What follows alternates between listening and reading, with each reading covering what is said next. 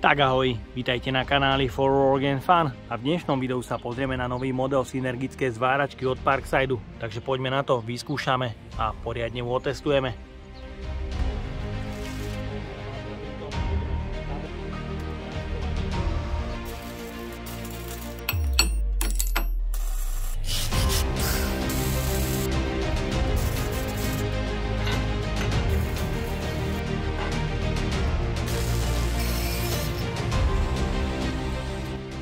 Prvá verzia multifunkčnej zváračky od Parksideu PMSG 200A1 je mimoriadne obľúbená u bežného domáceho kutila vďaka nízkej obstarávacej cene a plnohodnotnému zváraniu v režime MIG-MAG.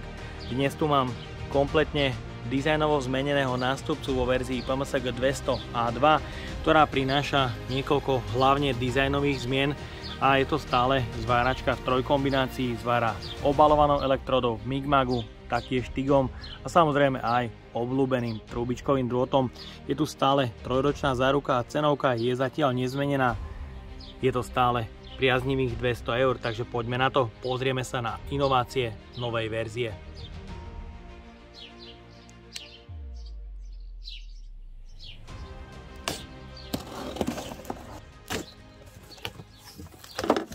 V balení nájdeme 200 g trubičkového drôtu na cievke D100, 5 kusov rutilových elektród rôznych priemerov, kliešte pre uzemnenie. Kliešte sú to veľmi tenké, nekvalitné plechové kliešte.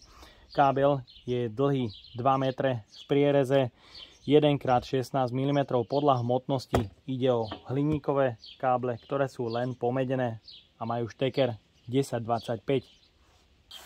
Ďalej v balení máme špeciálne príslušenstvo pre zváranie, ako napríklad držiak ochranného štítu pre ochranu zraku, kladívko a kefa pre oklepávanie strusky, sklíčko pre ochranný štít, užívateľský manuál a samotný ochranný štít zraku.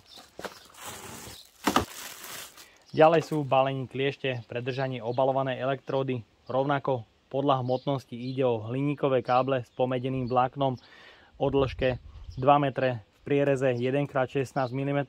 Kliešte sú samozrejme slabé a šteker je 1025. Ďalej máme v balení horák pre režim MIG-MAG. Je to 2-metrová verzia horáku, ktorý má samozrejme štandardný eurokonektor. Je tu pohyblivý klbík pre lepšiu manipuláciu, je to horák do 150 A, určite s veľmi nízkym záťažovateľom a jeho dĺžka sú 2 metre. Ďalej v balení nájdeme náhradné špičky s priemerom 0,6, 0,8, 0,9 a aj 1 mm.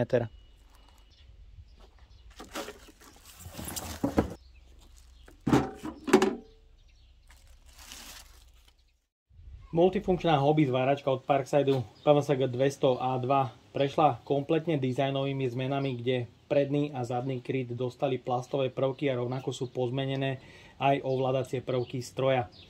Je určená na sieť 230 V do maximum 200 A pri metóde Lift-TIG, pri obalovanej elektróde do 140 A, ale primárne je určená pre zváranie v metóde MIG-MAG, kde dokáže zvárať v manuále, ale aj v synergických režimoch a dokáže zvárať samozrejme aj trúbičkovým drôtom. Je možné s ňou zvárať oceľ, nerez alebo hliník a rovnako použiť prídavné materiály od 0,6 až do 1 mm. Zhora nájdeme pevné madlo pre jednoduchší transport. Môžete vidieť, zváračka na stole nemá bohujakú stabilitu. Z boku nájdeme prieduch od vetrania a v mojom prípade je bočný kryt jemne prehnutý, či už z výroby alebo počas transportu. Vzadu nájdeme tlačítko zapnutie, vypnutie, vstup plynu pre CO2, argón alebo mix. Ďalej ventilátor pre chladenie. Sieťový kábel je stále na 230 V s dĺžkou 210 cm. Použitý kábel 3x1,5 mm. Je tu taktiež štítok o zaťažení, na ktorom sa uvádza v režime MIG-MAG zaťažovateľ trošku neštandardne. Na nepretržité zváranie maximum 2 minúty aj 5 sekúnd. V obalenej elektróde je to rovnaké a pri režime Lift-TIG na 200 A na 1 minútu aj 2 sekundy. Pod krytom nájdeme tabuľku s odporúčanými nastaveniami, pre MIG-MAG metódu, či už zváranie hliníka, použitie trubičkového drôtu alebo aj zmesného plynu. Máme tu celoplastový podávač, ktorý určite odporúčam, ak sa zváračka nepoužíva, nenehať v tomto stave, aby prítlak bol neustále v zaťažení. Môže to plastové prvky deformovať a tým znížiť prítlak na vodiace koliesko. Máme tu vodiace koliesko, ktoré je celokovové, možnosť nastavenia prítlaku, pružinu pre navedenie prídavného materiálu, ktorá je podľa môjho názoru veľmi tvrdá. Je tu možnosť použitia cievky D100, je tu ešte predmontovaných 200 gramov materiálu pre zváranie hliníka a rovnako je možnosť použiť cievku do 5 kg D200.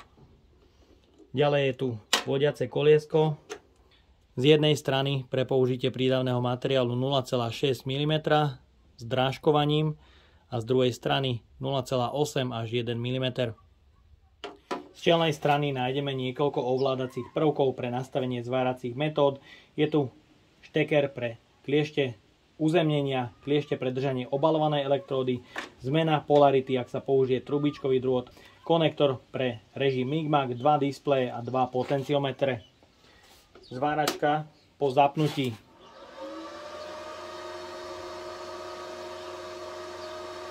má hlučnosť 72 decibelov a chladenie zváračky beží nepretržite. Ovládací panel z čelnej strany je pozmenený oproti predchádzajúcej verzii. Páčia sa mi bezpečnostné upozornenia proti rôznym rizikám počas zvárania. Máme tu kontrolku zapnutia stroja, kontrolku prehriatia stroja, 2 displeje, jeden s ukazovateľom amperov a druhý ukazovateľom voltov. Je tu jeden mikrospínač pre zmenu metódy, kde pri TIGu vieme potenciometrom nastavovať ampere. Môžete vidieť, potenciometer reaguje na začiatku, má mŕtvú zónu, následne už ale reaguje pekne po jednotkách a dá sa ovládať aj rýchlo. Maximálne nastavenie v TIGu je 200 amperov. Ďalej je tu obalovaná elektróda, tu je 30 amperov a nemáme tu žiadne pokročilé nastavenia ako hot startu alebo arc forceu. Ďalej je tu režim pre zváranie hliníka, kde je možné už zvlášť nastavovať ampere a taktiež voltáž. Všetky tieto metódy sú manuálne. Ďalej je tu režim pre trubičkový drôt, režim MAG a režim MIG. Následne, ak sa mikrospínač podrží nejaký čas pri danej manuálnej metóde, zobrazí sa ledka a tá znázorňuje, že aktuálne zvárate v synergickom režime. Znamená to, že zváračka automaticky nastavuje voltáž a taktiež ampere. Tu je možná korekcia voltáže, kde maximum je 22 V, stredová hodnota je 20,5 V a minimum je 19 V. Takže tá korekcia je v plus minus 1,5 V. Čo je podľa môjho názoru na to, že je to v synergii trošku malý rozsah korekcie, pretože ak deaktivujeme synergický režim, sme v manuálnom režime MIG a tu je možnosť navýšiť voltáž až na 25,5 V, čo znamená, že sa dosiahne spraviť lepší prievar. Chladenie zváračky po vypnutí má dobeh do 7 sekúnd. Pre odskúšanie zváračky od Parksideu som si pripravil rôzny materiál pre zváranie cez oceľ, hliník, ale aj nerez. Začíname s váraním metódou obalovanou elektródou od priemeru 2 mm až po 3,2 mm a taktiež vyskúšame zvárať aj nehrdzavujúcu oceľ.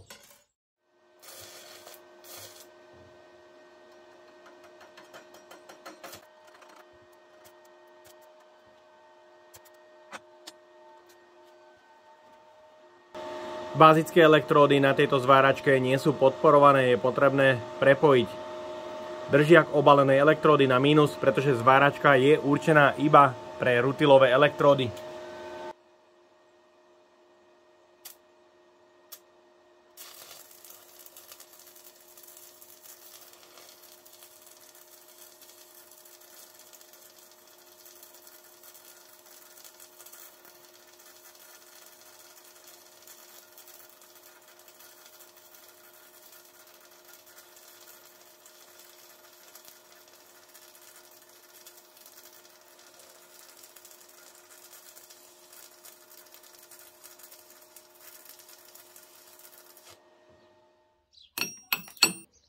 Rutilová elektróda o priemere 2,5 mm zapálila celkom fajn a oblúk bol stabilný po celej dĺžke zvaru. Tie rutilky sú o niečo tenkšie na obale, takže sa s nimi zvára o niečo horšie ako s bazickou, takže je tu vidieť, že som mal dosť roztrasenú ruku.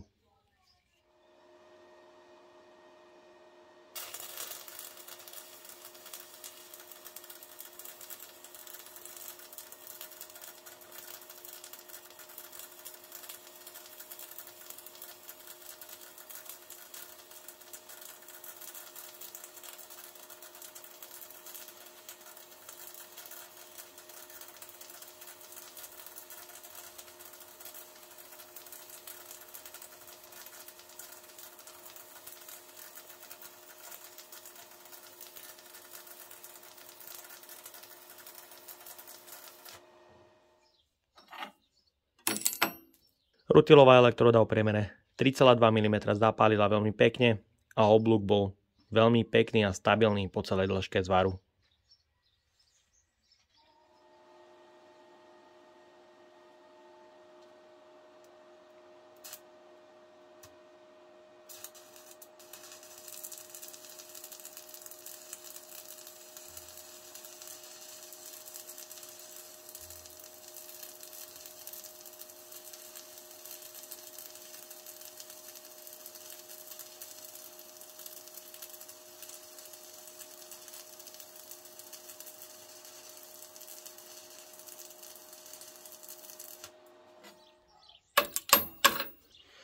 Rutilová elektróda pre nehrdzavejúcu oceľ zapalovala na 90 A extrémne ťažko, následne ale už ak chytila oblúk, bol stabilný po celej dĺžke zvaru. Ďalej budeme pokračovať nepretržitým pálením elektródy o priemere 3,2 mm na 140 A pri aktuálnej teplote, ktorú môžete vidieť či už na termometri, je tu 26 stupňov a taktiež je teplota zobrazená na kliešťovom ampermetri. Pozrieme sa na zaťažovateľ, ktorý výrobca uvádza na 140 A, niekde okolo 2 minút, takže poďme na to.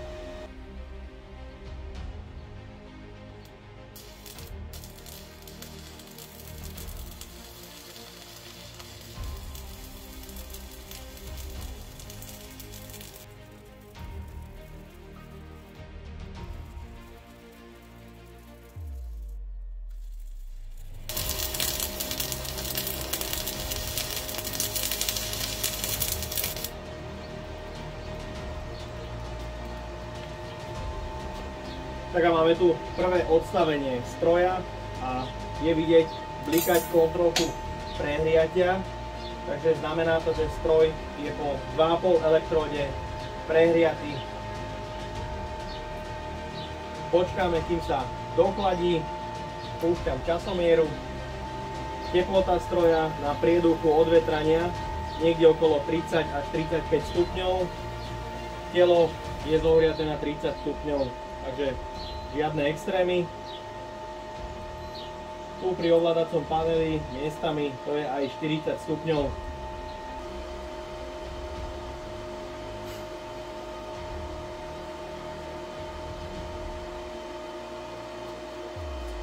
Takže kontrolka prehrietia stroja sa aktuálne deaktivovala a vyskúšame znova zapáliť oblúk.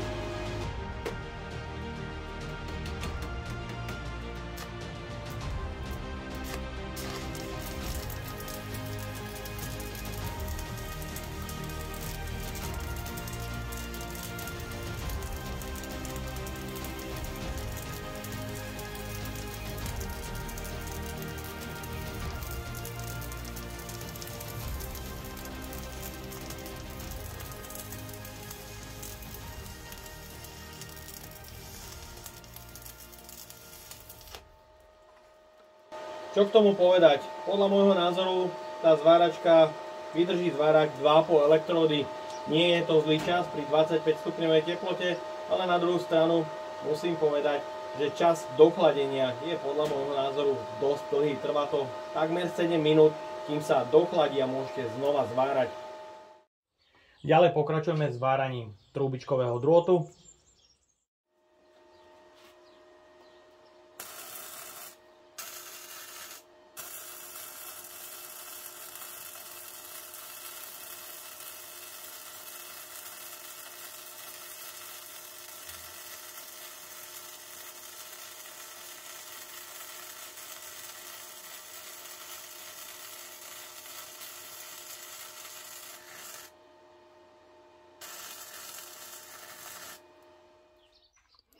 Nejaký roztrek materiálu tu samozrejme je, ale myslím, že na trubičkový drôt to nevyzerá až tak zle.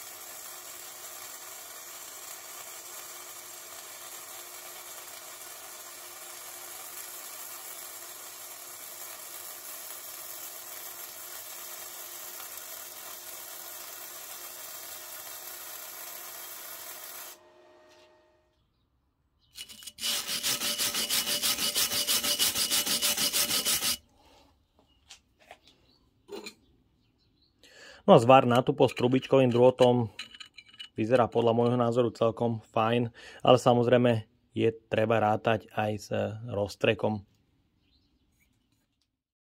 Následne pokračujeme s váraním v metóde Migmag, kde budeme zvárať tenké, ale aj hrubé materiály s rôznym plynom. Budeme bodovať tenký plech o hrúbke 1 mm,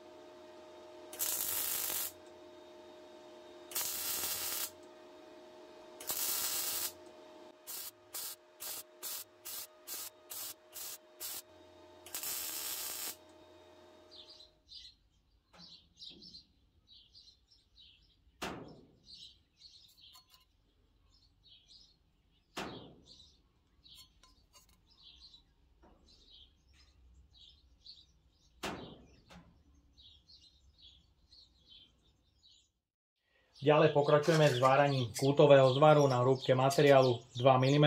Z jednej strany urobím zvar s čistým COčkom a z druhej so zmesným plynom značky Air Product.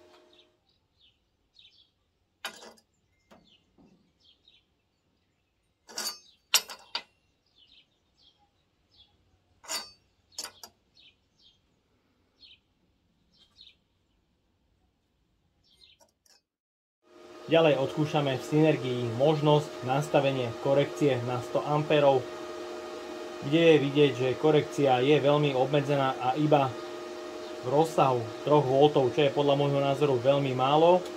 Ak deaktivujeme synergický režim, dostávame sa do manuálneho režimu MAC a tu je vidieť, že tu už je možnosť nastaviť voltáž až na 25,4 V, čo znamená, že tu bude mať zváračka o mnoho lepší prievar.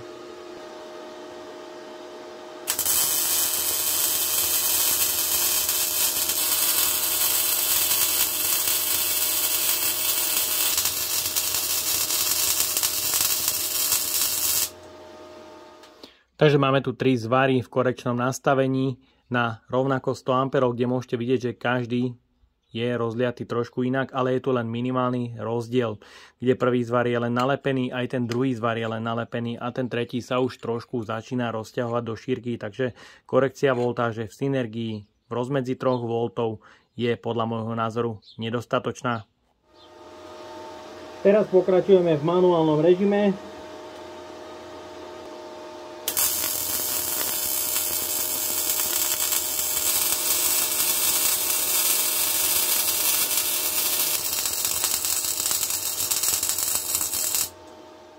Pre porovnanie som si spravil ďalšie 3 tupé zvary rovnako na 100 A v manuálnom režime, kde prvý je absolútne neprevarený, ten druhý je už jemne roztiahnutý aj do šírky a ten tretí je už krásne roztiahnutý do šírky, aj tu veľký predpoklad aj na prievar, zároveň vysoký roztrek a tu je vidieť rozdiel, ak zváračka povolí viac voltov pri rovnakom nastavení, je to o mnoho lepšie. Pokračujem ďalším kútovým zvarom o hrúbke materiálu 5 mm, rovnako zvar z jednej strany s čistým CO a z druhej strany s trojzložkovým plynom značky Air Product.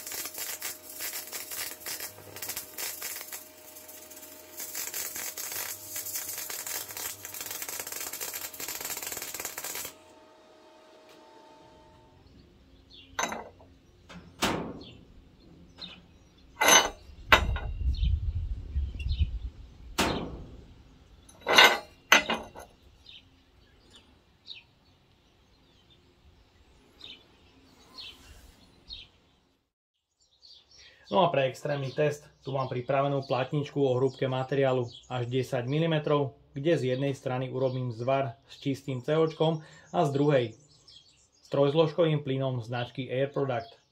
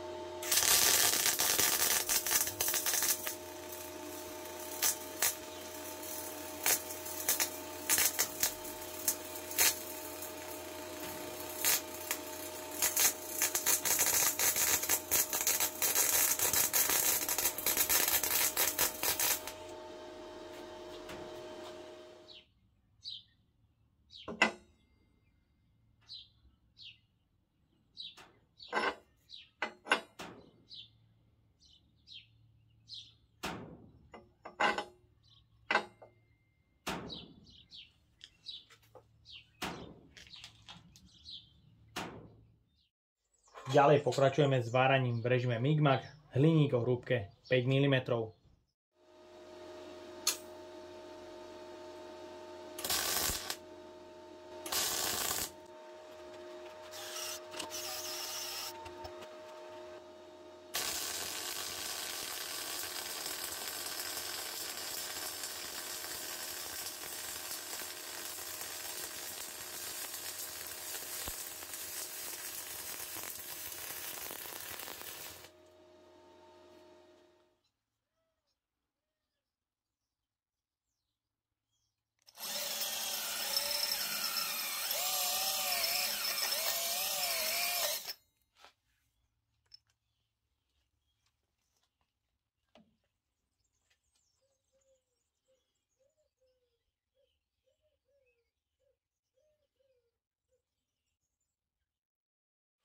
Zváračka je rovnako vybavená režimom lifting, kde budeme zvárať nehrzavejúcu oceľ a bežnú oceľ. Pre zváranie metódou lifting je potrebné mať kliešte pre uzemnenie napojené vždycky na plusovú polaritu, horák ide vždycky na mínusovú polaritu a hadička sa prepája priamo na redukčný ventil. Následne sa spustí plyn argón, kľudne do 10 litrov, pre oceľ a nerez do 5-6 steny úplne postačuje. No a ďalej je potrebné už len zdolávať niekoľko prekážok. Otvorením ventilku spustíme predfúk, následne dotykom zapálime oblúk, ďalej už len zvárame. Oblúk sa ukončí oddialením wolframu od zváraného materiálu a chladí sa wolfram niekoľko sekúnd a následne sa ventil uzavrie. Takže je potrebné zdolať všetky tieto prekážky a až potom zvárať.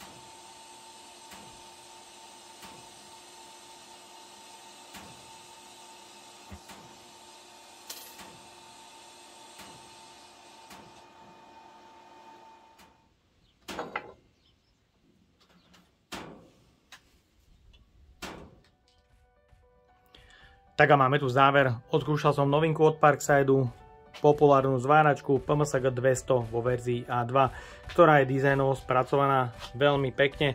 Ten dizajn jej svedčí. Čo sa týka samotného príslušenstva, je rovnako nekvalitné ako v predchádzajúcej verzii. Čo sa týka samotného zvárania, tu musím povedať, že ma sklamalo, že neberie bazické elektródy, je stavaná iba na rutilky. Zaťažovateľ rovnako slabý, nízky, do 140 A zvládne zvárať zhruba 2 minúty a následne sa 7 musí chladiť. Režim lifting, tomu nemám absolútne čo vytknúť. S trubičkovým drôtom sa podarili celkom pekné zvary a taktiež primárne je určená pre zváranie v režime Migmag, kde v synergii zvára celkom pekne, schopne, či už tenké materiály alebo hrubé materiály. Použil som plyn CO2 alebo mix, kde je vidieť veľký rozdiel a zváračka s tým nemá problém v synergickom režime zazvárať aj hrubé materiály bez roztreku. Je tu ale malé obmedzenie nastavenia, kde voltáž synergii má slabú korekciu v rozmedzi 3 V, čo je podľa môjho názoru veľmi nedostačujúce. Taktiež som skúšal zvárať hliník o hrúbke 5 mm, kde sa mi podarilo, myslím, že veľmi pekný zvar.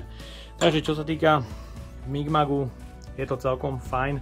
A ak by ťa zaujímalo porovnanie verzie A1 versus A2. Napíš mi to dole do komentáru. Ak bude o to veľký záujem, určite pre vás niečo pripravím. A práve verzia A1 spolu s reťazovou pílou vrtačkou a ďalšou zváračkou pôjdu do zlosovačky, ktorú pripravujem pre tých, ktorí neustále podporujú kanál pomocou účtu alebo PayPal účtu, ktorý neustále dávam dole do popisu pod video. No a ja dúfam, že sa ti dnešné video páčilo. Ak by si ma aj ty chcel podporiť finančným príspevkom, dole do popisu vkladám link na PayPal Donate. No a odo mňa je to na dnes všetko. A ak sa ti toto video páčilo, daj like, potvrď odber a zvonček, aby ti už neušlo ďalšie video. Ahoj!